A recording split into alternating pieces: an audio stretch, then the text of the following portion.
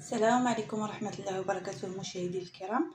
اليوم غنعملوا واحد الوصفة اللي كتجي لذيذة بزاف ورائعة اللي كيحبوها الكبار والصغار، وهي المكرونة بالطون والصلصة. كتجي رائعة وفرجة ممتعة.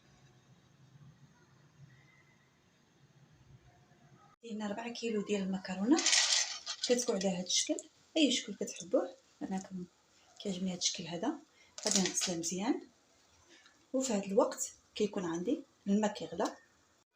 هنا من بعد ما غلى الماء مزيان كنضيف المكرونه اللي غسلتها. هنا كنخلي المكرونه كتغلى، كنضيف عليها نقيطه ديال الزيت، قليل من الملح، وكنخليها 7 دقائق تغلى، ونتلاقاو نكملوا الطريقه. المكرونه ديالنا من بعد ما دازت 7 دقائق عليها ملتها في شبكه، غسلتها بالماء بارد وكنخليها تنشف وندوزو نكملوا الطريقه. هنا كنعمل مقلاة على النار، كنعمل فيها 2 معالق ديال الزيت نباتي كبارين، كنعمل فيها قليل من القزبر والمعدنوس، فاص ديال الثوم مقطع طريفات،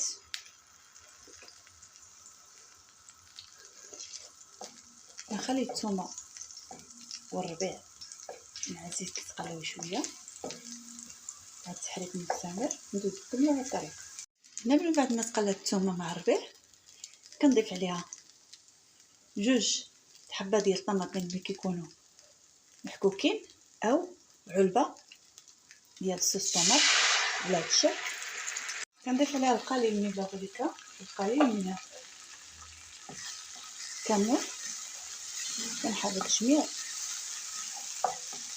المقادير مع بعض. هنا كنضيف علبه ديال الطون اللي كنكون نحيت منها الزيت.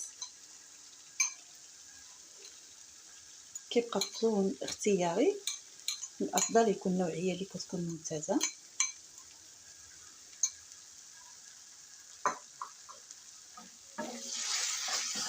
كنخلط الطون مع جميع المقادير.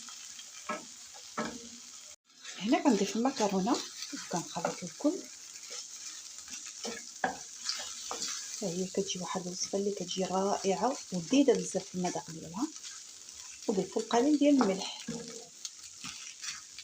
كيبقى اختياري، والقليل من الفلفل الحار كيبقى اختياري.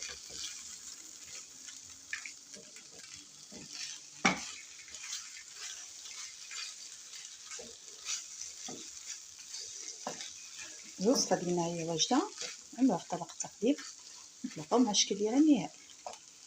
هذا هو الشكل النهائي ديال الطبق ديالنا، فهو كيجي اكثر من رائع ولذيذ بزاف، وكنتمنى تجربوا الوصفه. الى اللقاء في فيديو قادم ان شاء الله.